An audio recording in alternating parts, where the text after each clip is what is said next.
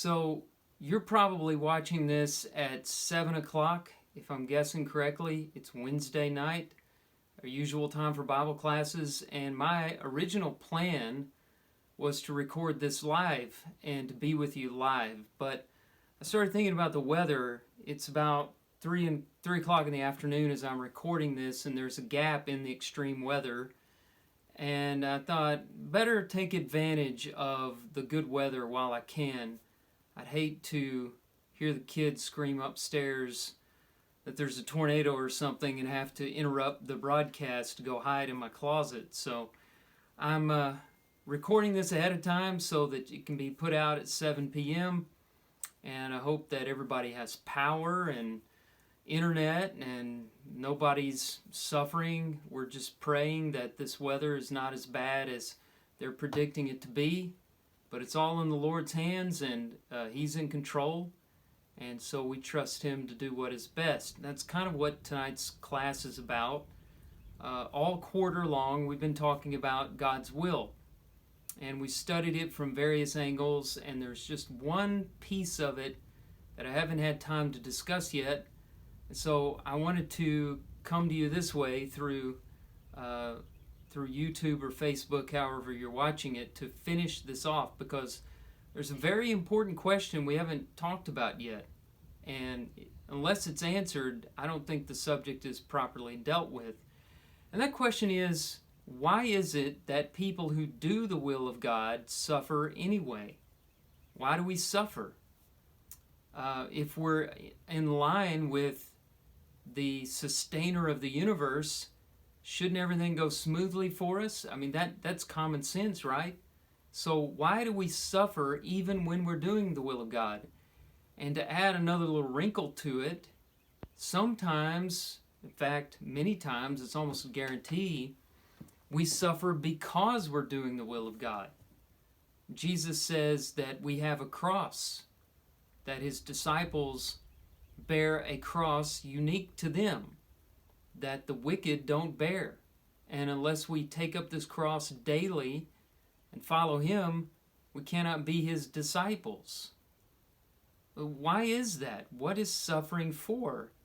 Why should we be motivated to follow the will of God if it means guaranteed persecution and suffering?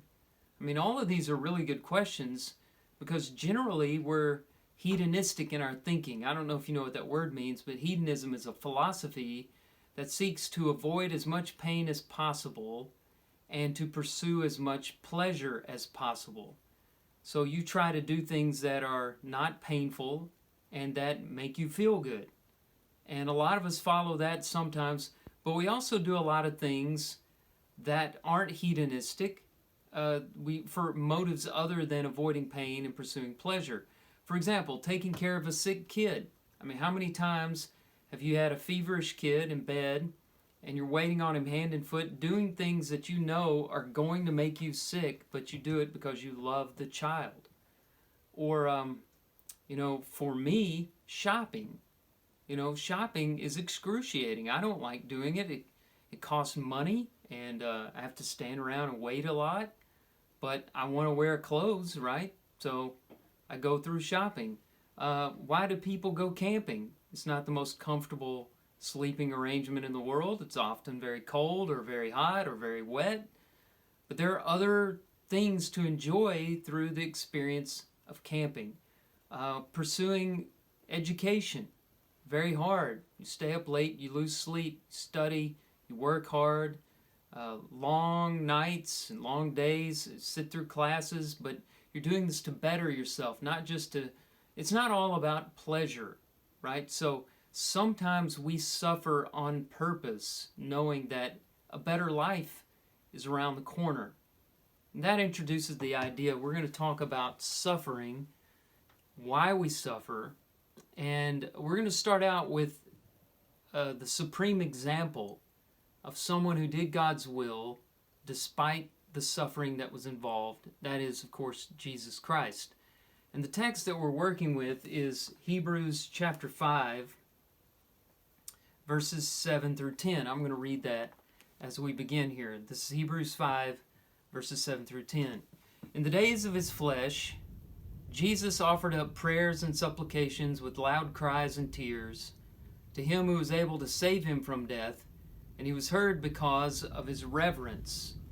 Although he was a son, he learned obedience through what he suffered, and being made perfect, he became the source of eternal salvation to all who obey him, being designated by God a high priest after the order of Melchizedek.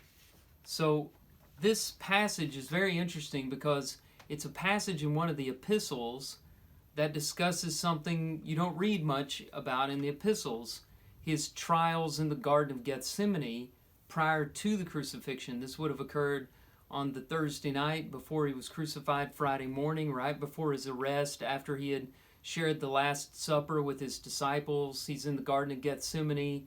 It's full of olive trees. The word Gethsemane means olive press.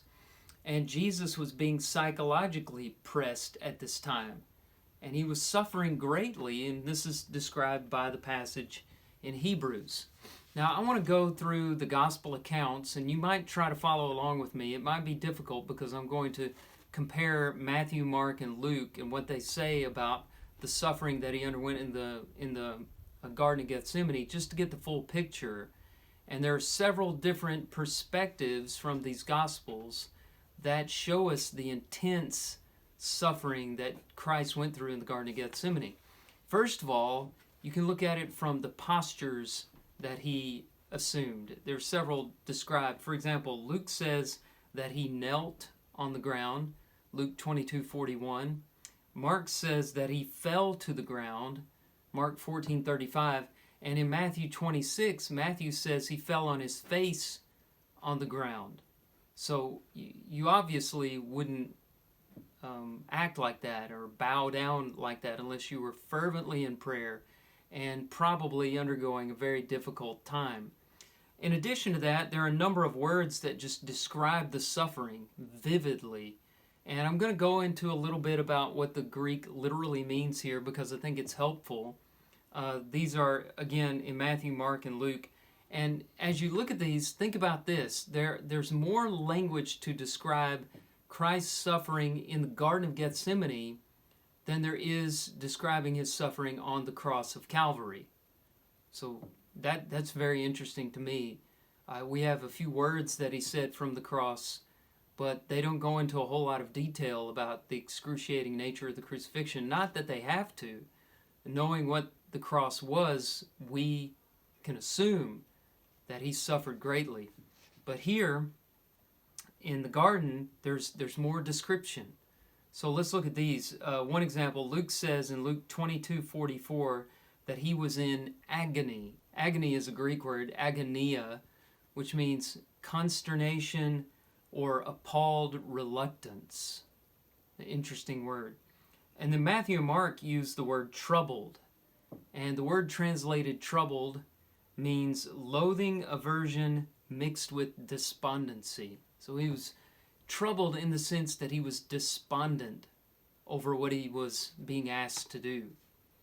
And then Jesus' own words are recorded by Matthew in Matthew 26:38, describing his suffering. He says, "My soul is very sorrowful, even to death."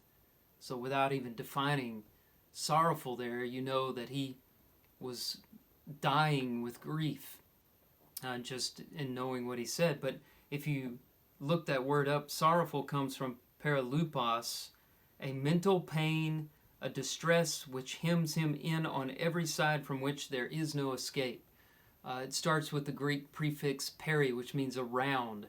And so you have this idea of being surrounded on all sides, hedged in by troubles. That's what the word sorrowful that came from Christ's lips, that's what that word means. Mark uses the word, Mark 14:33, that he was deeply distressed, a word that has been translated horror-struck. His suffering was so bad he was horrified by what he was facing. And then the Hebrews passage we read a moment ago said that he cried out to God with loud crying and tears. He was crying profusely in the garden. So you learn his suffering from the postures that he assumed and also from the words used to describe the suffering. And I'll add another thing to it, the physical trauma that he underwent in the garden. We think about it on the cross, but in the garden he underwent physical trauma as well. Luke was a physician, and he's the only one that mentions this little detail, but he says in Luke 22:44 that as he was praying, sweat fell from his head like great drops of blood.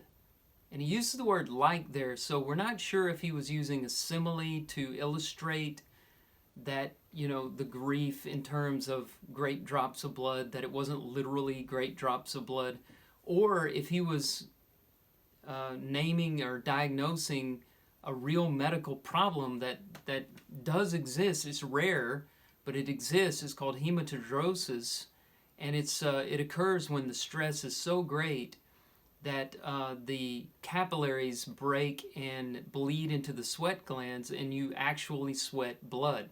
Now, I've never seen anyone do that. I've never even heard of a case outside of discussions of this passage, but according to some medical experts, this is a real thing that is possible in the human body when it's pressed the way Jesus's body was pressed. So you have that from Luke. Now, through all of this, we know what his prayer was. It was about the will of God. In Matthew 26, verse 39, he prays, "O Father, if it be possible, let this cup pass from me. Nevertheless, not as I will, but as you will." So he's choosing God's will over his own, which is described in a way in the Hebrews passage. Remember what it says? It says that he offered up prayers and supplications with loud crying and tears to him who was able to save him from death. So he was praying about life or death situations, and he was praying to the Father to save him from death. But not his will, God's will be done. So that's a very interesting thing to think about. Why didn't Jesus want to die? Now, if it were any one of us, we'd say, well, because we're afraid to die. Any rational person would be afraid to die, especially in the manner in which Jesus had to die. But you combine that with what Jesus knew by experience about the afterlife. We know the promises of the Word, but Jesus had been to heaven. He had come from heaven, come from eternity. I doubt he was afraid to go back to eternity. And you add to that the moral courage he demonstrated over and over again throughout his ministry. It just doesn't make sense that Jesus would be afraid to die. Lesser men have shown bravery in the face of death. You can read the account of Socrates drinking the hemlock and how bold and brave he was in the face of death, or the Buddha, how when he knew he was about to die, how winsome he was. He wasn't afraid, and Jesus certainly was as courageous as these men, even more so. He was greater than any man who's ever lived. So it wasn't just, it's an oversimplification to say he was afraid to die. Here's what we need to think about. Jesus' death was like no other death. No other death was like his death, because when he died, he carried the weight of the sins of the world, while bystanders for whom he was dying mocked him instead of showing him respect and comforting him. And his closest relationship, his Father, was broken by the sins that he bore for others. And in that moment of darkness, he cried, my God, why have you forsaken me?" Now, that is a death that none of us will have to undergo. It's worse than anything we can even imagine. Not to mention the physical torture of crucifixion, which we can add on top of all that spiritual trauma that he went through. So this is what he was praying about, this intense suffering. Father, if it's possible, let there be another way. Save me from this death. That's what he was praying. But God's will was for him to be obedient through suffering. And so that introduces this idea. Sometimes the will of God involves suffering. Why is that? And to discuss that, I want to look at two important lessons for why we should do God's will, even if it involves suffering. And this comes from the passage in Hebrews 5 that we've been reading, Hebrews 5 verses 7 through 10. 2 lessons. Here's the first one, the reason for obedience. Let's think about that for a minute. There's a lot of hypocrisy in Christianity, generally speaking. Look at the numbers. I don't have them in front of me. They change all the time. I think they get worse and worse and worse. But look at the numbers. Compare the number of people who profess to be Christians with the number of people who actually go to church on a weekly basis. And you'll find it to be something like 70% say they believe in Jesus Christ and that they're Christians, and 35 to 40% actually go to church on just a weekly basis, not to mention multiple times a week. Just look at that statistic. Now, that doesn't say anything about loving your neighbor as yourself, or serving people, or volunteering to work, or giving, contributing in any way. Just simple attendance, and you'll see this huge gap between professions of faith and actual obedience. And that's just one data point. There are a lot of others that we could share. There's a lot of hypocrisy in Christianity. A lot of people say they believe, but they don't actually obey, put themselves in situations where they might suffer. Now, why is that? There's one theory that I think is becoming more and more prevalent, and I think is right on target, and that is that Christians, again, painting with a broad brush, have oversimplified Christianity into just being forgiven. They say that's all that Christianity is about, is just being forgiven of your sins. I see this all the time. Like I saw a bumper sticker the other day, and it said, "Not perfect, just forgiven." And I think that person was saying, that he was a Christian, and that his whole identity is summed up in just being forgiven. Well, forgiveness is great. It's an important part of being a Christian, but it's not all there is to Christianity. In his book, The Divine Conspiracy, Dallas Willard writes about this, and he calls this way of looking at Christianity Barcode Christianity. He says a lot of people are just interested in being scanned by that great scanner in the sky and being computed as having eternal life. And that's all that Christianity is to them. Just get scanned, get baptized, be put over into the column of having eternal life, and be done with it. And it's so much more than that. When you reduce it down to just going to heaven when you die, and you forget about the great life that Jesus has invited us to participate in, you damage Christianity. And that's why you see so many people saying they're Christians and not going to church. Because to them, all Christianity is just being forgiven of their sins, not having to pay for their sins, not having to pay their debts. Now, I certainly don't want to take that out of what Christianity is, but I don't want to simplify or reduce it down to just that. It's so much more than that. If forgiveness was all there is to obeying God, then why did Christ obey God? Why did he follow God's will? Because he didn't need forgiveness, right? Jesus is the only innocent man who ever lived. He never committed any sin. He didn't need forgiveness. Why did he die on the cross? He wasn't forced to do it. He made it really clear in John 10, 17 and 18 that he went to the cross voluntarily. It was his choice. He laid down his own life that he might take it up again. He did it of his own accord. No man took his life from him. He was very clear about that. He made a choice to do this. Why? Not because he needed to be forgiven of sin or that he wanted to be saved. He didn't need salvation.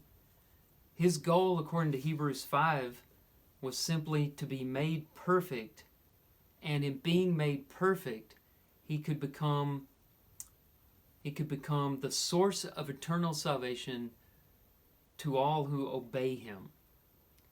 Now, what does that mean? Because we know Jesus was perfect in terms of being flawless and having no sin. Well, the word perfect in the Bible means complete. and he had not been completed in terms of his mission until he underwent the cross. And in other words, he was complete in his intelligence and in his righteousness, of course, his morality. But in terms of qualifying as a high priest for humanity, he had not yet achieved what he needed to achieve. And he couldn't do it until he experienced the suffering on the cross. This is the context of Hebrews chapter 5, verses 7 through 10, our text. And this is what he's been talking about all along. I want to share with you a list that I got from Raymond Brown's commentary on the book of Hebrews, a list of 6 qualifications that Jesus had to meet in order to be our high priest. And these are qualifications that he couldn't meet unless he underwent the cross. So number 1, he had to be appointed by God, Hebrews 5 verse 5. Number 2, he had to be identified with men. So he had to be a human being, born in the flesh. That's Hebrews chapter 2 verses 17 and 18. Number 3, he had to be sensitive to human need. He had to have lived enough of this life to sympathize with our weaknesses. And Hebrews chapter 4 verse 15 says that he did. He was tempted in every respect as we are, yet without sin.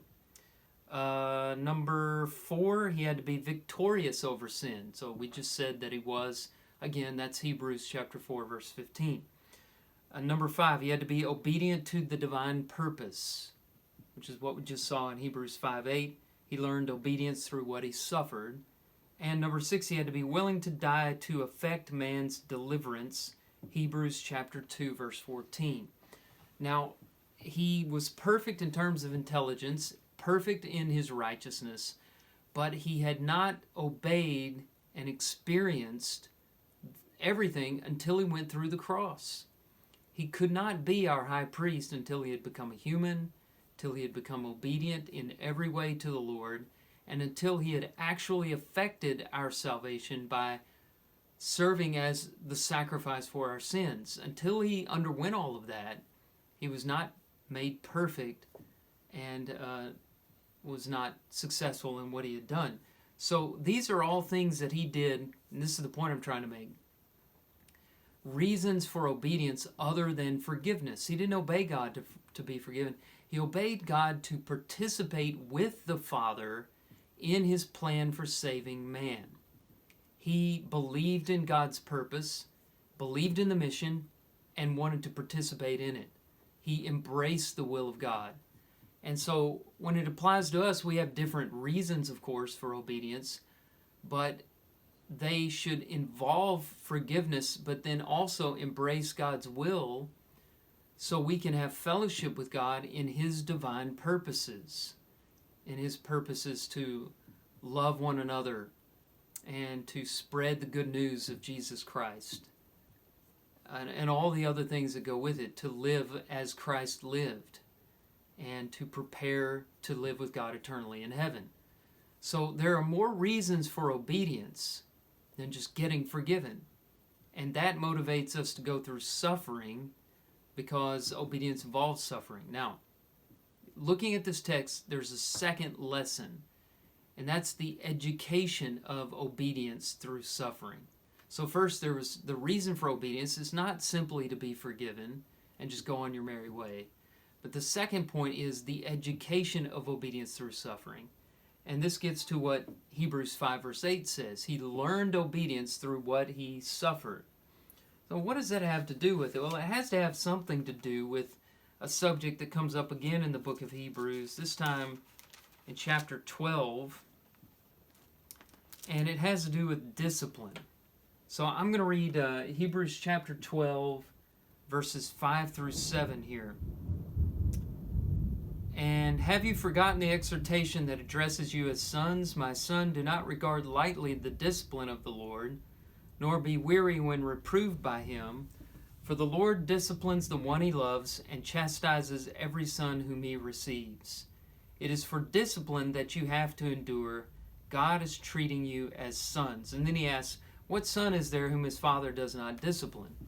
It's a rhetorical question, meaning, a good parent is going to correct, punish his son. in order to push him in the right direction, to lead him down the right course.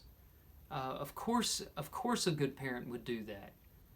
And so, as you read on in the book of Hebrews, you see that that's part of the mystery of suffering, is we need it for an education. Now, getting back to Jesus, what did he learn through obeying God? He didn't need any information, but he learned in terms of having new experiences he had not yet experienced. Yes, he was the Son of Glory. Yes, the pre-existent one. Yes, the creator and sustainer of life. Yes, he came from heaven and knew all. He's omniscient, omnipotent, and every other attribute of God belonged to him. However, he had never lived a human life. He had never died. And those are things that he had to learn in the sense of gaining experience that he had never learned before. Until he did that, he could not have had the education, so to speak.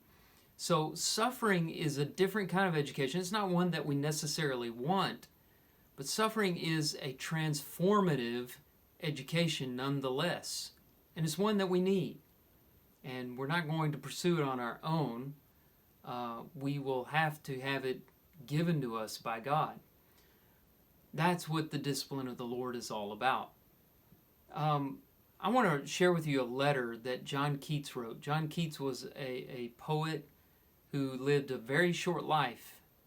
He's still, a poet that many of you probably studied in high school, but he only lived to the age of 25, if you can imagine that. Very successful despite that. And we have some correspondence between him and his brother George, who had just moved to the United States. And Keats was writing to him about suffering because Keats knew that his life was going to be short. And in this letter that he wrote to his brother, he mentions a theory that he had been testing for more than a year, and that was the theory of the world as a veil of soul making. Keats looked at the soul as something that had to be developed. The human heart starts out as intelligence. We might call it consciousness. But it doesn't become a soul, Keats argued, unless it was subjected to the crucible of suffering. And through suffering, it learned what it needed to learn for the intelligence to be transformed into a full-fledged soul. I don't want to get too far in the weeds here, but I will read something that he wrote in that letter. Here's a quote. He's writing to his brother, "Do you not see how necessary a world of pains and troubles is to school an intelligence and make it a soul? So to take the raw consciousness, intelligence that we're all born with and mature it to a soul, that requires a world of pains," as he puts it, or suffering. He goes on to say, "A place where the heart must feel and suffer in 1,000 diverse ways." So I think Keats was on to something. The world is a schoolroom for eternity. It's a place that prepares us and matures our souls. It disciplines us so that we can be prepared for heaven. Not to mention that, and the purpose here is not to give you a list of blessings of suffering. That's another lesson. I just want to look at Hebrews 5, 7 through 10 and talk about Christ's example and the reason for his obedience through suffering and then the education of it. But I will mention this one thing, that if this world did not present us with any suffering, limitation, weaknesses, we would never want to leave it and live with God.